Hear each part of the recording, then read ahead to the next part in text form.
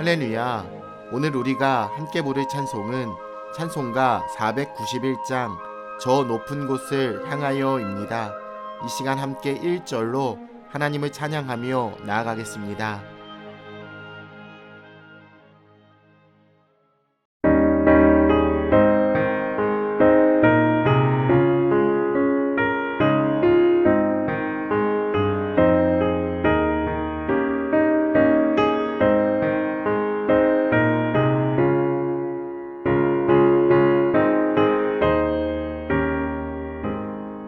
저 높은 곳을 향하여 날마다 나아갑니다. 내 뜻과 정성 모아서 날마다 기도합니다.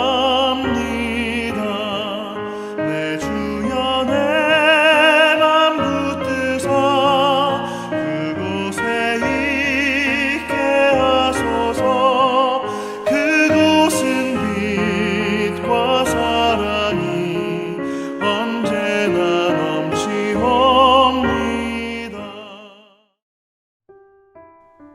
오늘 하나님이 우리에게 주시는 말씀은 욥기 20장 12절로 29절입니다. 그는 비록 악을 달게 여겨 혀 밑에 감추며 아껴서 버리지 아니하고 입천장에 물고 있을지라도 그의 음식이 창자 속에서 변하며 뱃속에서 독사의 쓸기가 되느니라. 그가 재물을 삼켰을지라도 토할 것은 하나님이 그의 배에서 도로 나오게 하심이니 그는 독사의 독을 빨며 뱀의 혀에 죽을 것이라. 그는 강, 곧 꿀과 엉긴 젖이 흐르는 강을 보지 못할 것이요 수고하여 얻은 것을 삼키지 못하고 돌려주며 매매하여 얻은 재물로 즐거움을 삼지 못하리니 이는 그가 가난한 자를 학대하고 버렸으며 자기가 세우지 않은 집을 빼앗음이니라. 그는 마음의 평안을 알지 못하니 그가 기뻐하는 것을 하나도 보존하지 못하겠고 남기는 것이 없이 모두 먹으니 그런즉 그 행복이 오래가지 못할 것이라. 풍족할 때에도 괴로움이 이르리니 모든 재난을 주는 자의 손이 그에게 임하리라. 그가 배를 불리려 할 때 하나님이 맹렬한 진노를 내리시리니 음식을 먹을 때 그의 위에 비같이 쏟으시리라.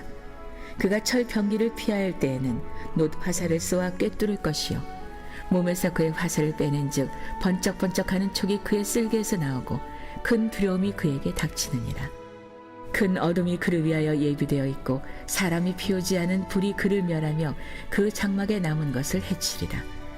하늘이 그의 죄악을 드러낼 것이요 땅이 그를 대항하여 일어날 것인즉 그의 가산이 떠나가며 하나님의 진노의 날에 끌려가리라. 이는 악인이 하나님께 받을 분깃이요 하나님이 그에게 정하신 기업이니라.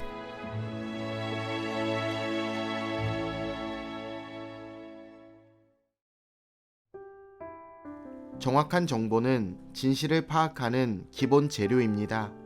정확한 원인을 제대로 알지 못하면 사람들은 그 배후에 권력 조직이나 비밀단체가 있다고 생각하는 음모론에 빠집니다.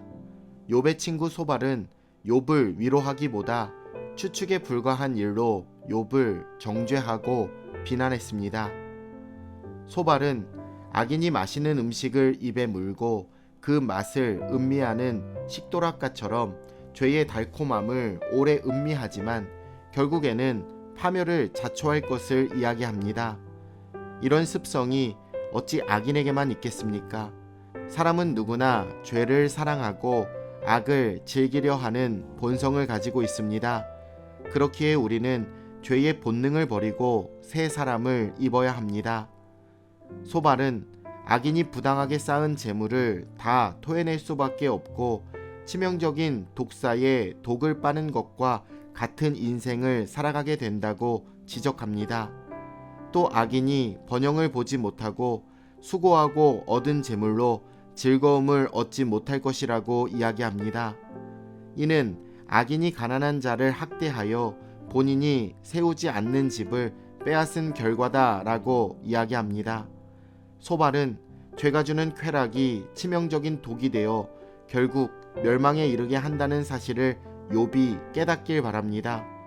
하지만 상대가 죄를 지었다는 사실이 확인되지도 않은 상태에서 이렇게까지 강한 표현으로 회개를 강요하는 것은 결코 옳지 않습니다.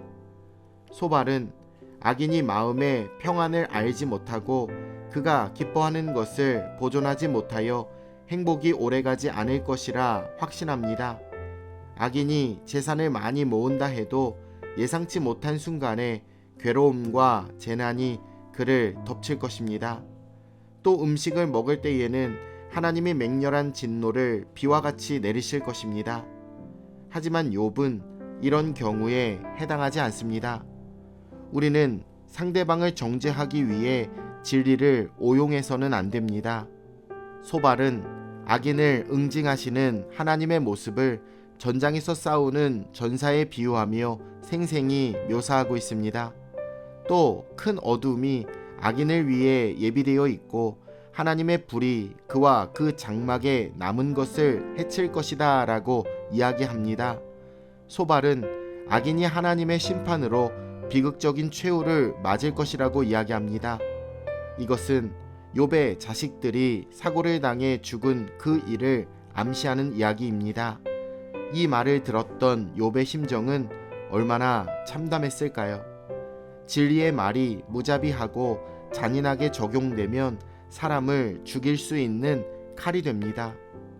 욥은 하늘의 변론자가 그의 결백을 변호하고 땅이 그의 피를 가리지 않기를 원한다고 말한 적이 있습니다. 이에 소발은 하늘이 악인의 죄악을 드러낼 것이고 땅이 일어나 그를 칠 것이라고 주장합니다. 하나님은 홍수처럼 진노를 쏟아 악인의 가산을 흘러가게 하실 것인데 이것이 하나님이 악인에게 정해주신 분깃과 산업이라고 이야기합니다.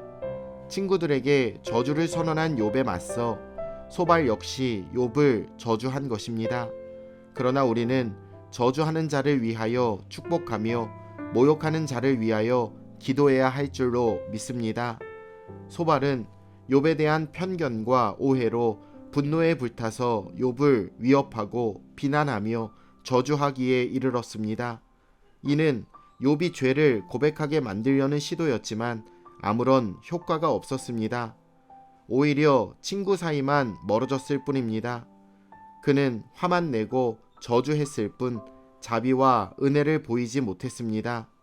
우리는 진리의 말을 할 때에 사랑으로 해야 합니다.